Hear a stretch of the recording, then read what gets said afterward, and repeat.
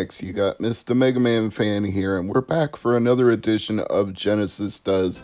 Today, we're looking at Talmit's Adventure from Namco. It's also known as Marble Land, but the version that I'm running is called Talmit's Adventure. And that version may be the reason for some of the problems with this game, but I also think it may be the game itself. We'll get into that in just a moment. First, I want to tell you the story of this game.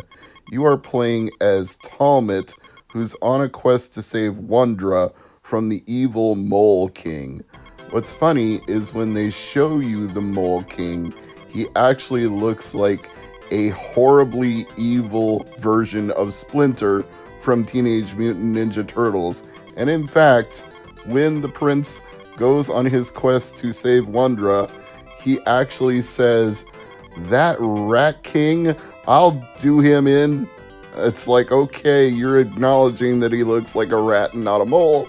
What am I to judge? Anyway, this game has you going to a place called Marble Land, hence the title, which is apparently such a wondrous mountaintop resort that it's actually protected by 4 fairies who make sure that everything is happy and joyful. But this evil Mole King doesn't want to just be content with ruling the underworld. He wants to rule Marble Land as well, so he kidnaps the 4 fairies who protect it and imprisons them in 4 crystal balls, and then he does a juggling act with the 4 crystal balls, somehow managing to hold them all in his rat hands, or mole hands, whatever. He doesn't drop them, which is amazing because you'd think if he's juggling 4 crystal balls and he drops one and it shatters, then his plans are ruined. You know, if I was going to trap 4 things in 4 crystal balls, I'd set them all down on a table somewhere, preferably with a pillow under each one so it doesn't roll away, fall off, and hit the floor. But maybe this guy's not such a genius. I mean, after all, he is the king of a place called Underworld, so what is he doing? Digging around in the ground all day? Is he like a honey badger? Honey badger don't care. Honey badger, oh, he got bit by that cobra. But he's going to take a nap, and he's going to come back, and he's going to finish his meal. Oh, because honey badger's crazy. Honey badger don't care. Mole King don't care. Mole King don't give a crap. So, anyway, that segue aside, what ends up happening when you play this game is it's a side-scrolling platformer. Oh, shocking, right? A side-scrolling platformer, like we haven't seen those before. And this one is pretty generic by side-scrolling standards. It got compared to Super Mario Brothers in a couple of reviews, but that is exceedingly generous because with Super Mario Brothers, when you're controlling Mario, it feels natural. His movements have been carefully attenuated to the controller that you're using so that when you jump, you feel like you're in the air for the right amount of time. And when you land quickly enough when you come back down. And when you move left and right in midair or on the ground, it feels like you're always going to land where you intend to. None of those things happen when you're playing as the hero who is rescuing Wondra. Talmit is floaty, and I mean that in the JonTron sense of the word when he's talking about the Bubsy games. You hang in the air forever, and it's very, very hard to judge where you're going to come down, which means you can have stupid deaths like that one because the hitboxes on these enemies are enormous, and yours to attack them is apparently not. So unless you land directly on top of them, if you even scrape 1 pixel to the side of them, it's insta-death. I do not understand the reasoning behind that at all, but it means deaths are cheap and plentiful in this game because unless you're able to control it, you are going to die a lot, and you're going to die a lot in the most stupid ways. There's other frustrations here. These things say push, so I attempt to push them and they don't move. But then there's a plunger for a pinball game and you can push that and it fires off a ball. So why can I push one thing and not the other? I don't get it. There's so much wrong with the way this game plays and controls. and everything is moving in slow motion. Like that old song by Juvenile, slow motion baby, slow motion baby, slow motion baby, moving slow motion baby. I don't like it like that. Oh, Prince Talmit is a ponce. I am not sure why he is so awful to control. I'm not sure why these graphics are so garish. And there's an attempt to have parallax scrolling in the background with some clouds moving by, but it's so generic looking because it's just blue sky with a few white puffy clouds that aren't even that detailed. So you're looking at nothing moving in the background against awful renditions of a carnival or amusement park, and you've got enemies that boomerang projectiles at you that you can't avoid. You're moving so slow you can't even jump to get out of the way. And then the icing on the cake is that when you run out of lives, the game just crashes. It doesn't say game over, it doesn't say continue, you just get a black screen.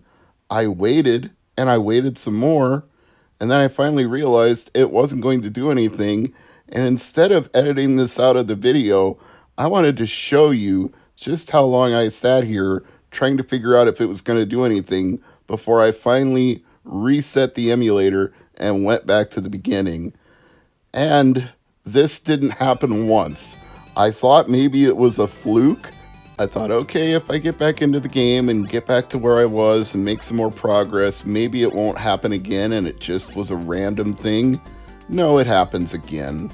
So either my emulator sucks balls, which I don't think so because I use it to record a lot of footage for Genesis Does, or this version of the game is poorly coded, which seems to me the more likely culprit, or it's just a bad dump of the game, which for whatever reason causes it to crash when you run out of lives. Maybe it's an overflow error because of the way it was dumped, but to me an overflow error would be a coding problem, not a dumping the ROM problem. So I'm going to blame the game, but if you have Talmit's Adventure, please go ahead and tell me your own personal experience from running it on the console of your choice.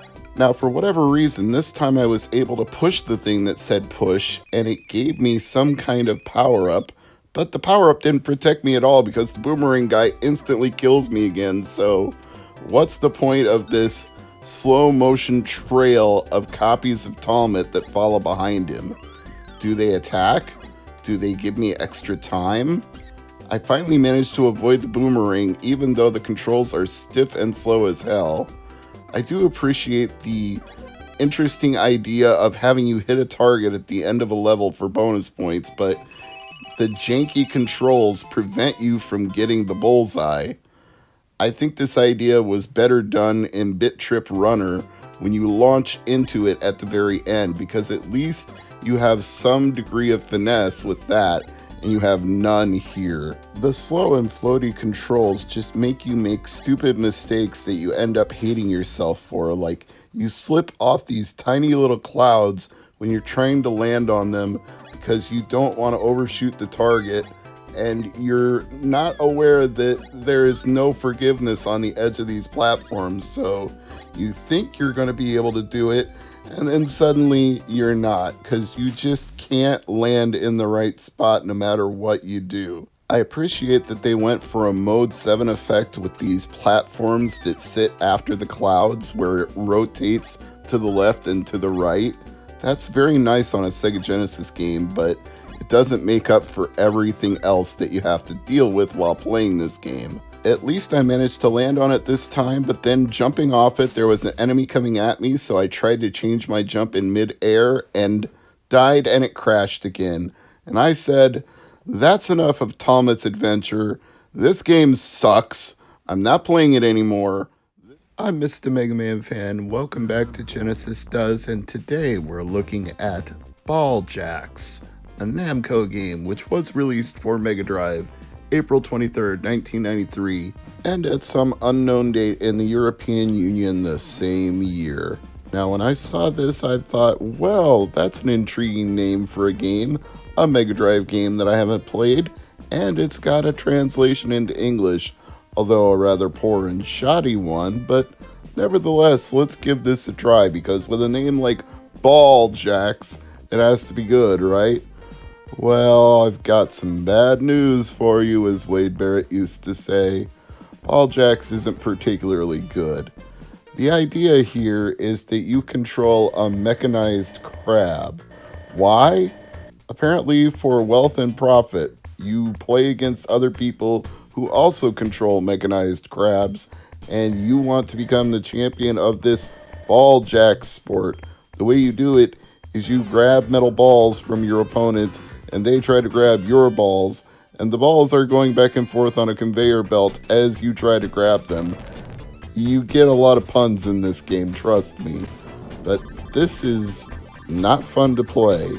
Grabbing the balls, boy, I just feel like nobody's done videos about this just because of all the puns. Grabbing the balls is very hard to do, and if you fail to grab the balls, your opponent wins the match and you get a rematch. And if you lose 2 out of 3, it's game over. When you can either retry or quit at that point. Quitting is definitely the preferable option, but there are other modes that you can play. There's a time trial mode where it's just you versus a counting timer and you collect as many balls as you can. And then there's also a training mode where you can try to get better at this. But let's just be brutally honest. You're not going to get better at this. It controls terribly. Your claw to grab the balls, it moves very slowly, it retracts very slowly, and anytime you get hit by one of the balls that your opponent is trying to collect, it does damage to your mechanized crab.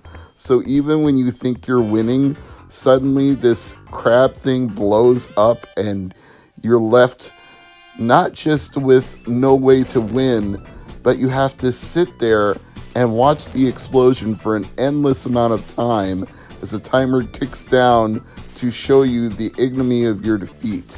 There's no thrill of victory here, though, because you won't win at ball jacks. I know you could just say, well, Mr. MegaManFan, you just need to get good. But guess what? This game got horrible reviews back in the day. 9% out of 100 is the highest score I've seen for ball jacks, and is in fact the only score I've seen for ball jacks, which should tell you the reputation this game holds and how much people enjoy playing it. The mechanics are awful. There's no way to block your opponent from stealing your balls. You try to grab balls and you have no ability to hang on to them because they can steal them right back from you. You can't really attack your opponent if you could shoot at them or shoot balls toward them. If there was some way you could defend yourself from their balls, some sort of shield you could put up to block shots coming at you, if there was any minor improvements to the gameplay here, anything at all, ball jacks would be better. But it's a bad game. It looks good. It obviously has some amount of detail put into the sprite work. The soundtrack is okay. And it's impressive that they digitized the name of the company at the beginning, Namco. Well, kudos for that. That's about the only things you did right, because in terms of actual gameplay and the fun you will have playing ball jacks, they did everything else wrong. The only thing fun about ball jacks is the puns that come from ball jacks. Make all the jokes you want about grabbing balls, because they are all more fun than this game. It's a stinker. 4 fingers and a thumb. It stinks that much. It's all 5 in the stink. So let me just tell you, do not buy this game. Do not play this game in emulation. Do not pull it up for a laugh. Leave it to somebody like Vinesauce if he does a stream of the worst Sega Genesis and Mega Drive games, because that is the only suitable fate for ball jacks. I gave it one last mighty hurrah here for the stream. I wanted to see if I could accomplish anything, and just when I felt like I was starting to get the mechanics down, my ship exploded in defeat, and there were 3 minutes left on the clock, and I was like, no, I'm done here. I'm not going to sit here and watch this ship explode again. I'm Mr. MegaManFan. This is Genesis Does, and today we are looking at Planet Message Quiz. Planet Message Quiz? Planet Message Quiz, which only came out in Japan, only on the Sega channel for Mega Drive users. So there is no cartridge, there is no CD, there is no physical media of any kind. There is only Planet Message Quiz. It has not been localized, and it is entirely in Japanese. And the entry for it on Hidden Palace is rather bereft of details other than the ones that I just gave you. A Sega Channel exclusive for Sega Mega Drive. So this intrigued me because at first I thought, okay, it's going to be some sort of quiz/trivia game. But the deeper I delved into it, the more I started to think this was a game to teach children about the solar system, about astronomy, about the way constellations look, about how to identify them in the night sky, about the relationship between planets and our sun. It seems to have a whole lot of information and not a lot of the quiz part. In fact, it took me multiple tries of multiple button presses to actually finally find the quiz. And once I did, it is of course all in Japanese, so I had to just randomly pick answers and hope for the best. There are visual clues on the screen, but without being able to read the accompanying text, I don't know whether the clue is to indicate positive or negative to associate with that clue. And that's really it, because you only get two choices, A or B. It doesn't let you do up, down, left, right for 4 different choices. It doesn't let you do A, B, C for 3 different choices. Or maybe with the 6-button pad, you could do A, B, C, X, Y, Z for 6 choices. Although I've never seen a quiz game on any console with 6 different choices for an answer. Seems to generally be 2, 3, or 4. But this is erring on the low side. Only 2. A or B, yes or no, positive or negative. That leads me to once again conclude this must have been a game directed at children, and this overly cartoonish bird mascot wearing a baseball cap and a gigantic belt around his waist to hold up his trousers and his bright red tennis shoes. He's like trying to be the Sonic the Hedgehog of quizzes. Hey kids, look at me, gotta go fast, gotta answer trivia fast. Chili cheese dogs, hey. And here's the constellations as previously mentioned. So, I guess this is just one of those ones where I'm going to frankly outright admit, don't play this. There's not much to it. It's got some decent music, but the tunes are very short because it was distributed over the Sega channel, so they didn't compose long, intricate musical accompaniment, scores, soundtrack, whatever. I'm at a loss for words because Planet Message Quiz leaves me at a loss for words. There's just not much to it. Maybe Hidden Palace is the right name for this one because it should remain hidden. I don't know that anybody needed to know this existed or go out of their way to find it. I would argue for the sake of preservation, video game history, Frank Cifaldi and all that, it's good that somebody dumped this, however they were able to do that, considering Sega Channel has long been defunct. Maybe the original developers were the ones who leaked it themselves. Let's see.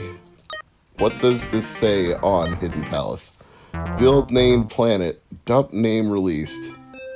Dumped by TD Gital. TD Gital has T-Digital, pardon me. T-Digital has released 52 prototypes. Wow, T-Digital's been incredibly busy. A lot of Sega Channel stuff, though, so I guess Planet Message Quiz shouldn't be much of a surprise. There's also Slam and Jam, The Godfather, Captain Quasar, Battle Sport, and oddly enough, 007 from Russia with Love. So we got a lot of Sega stuff, and then some just random stuff by T-Digital, but good on you, T-Digital, for working to help preserve the history of video games. Although calling this one a video game would be the very loosest definition of video game. I suppose the fact that you play it through a Sega Genesis makes it a video game, but not much more than that. I mean, if you did banking on a Sega Genesis, would you consider that a video game? I wouldn't. So, Planet Message Quiz. Planet Message Quiz. That's all there is. Genesis. Genesis.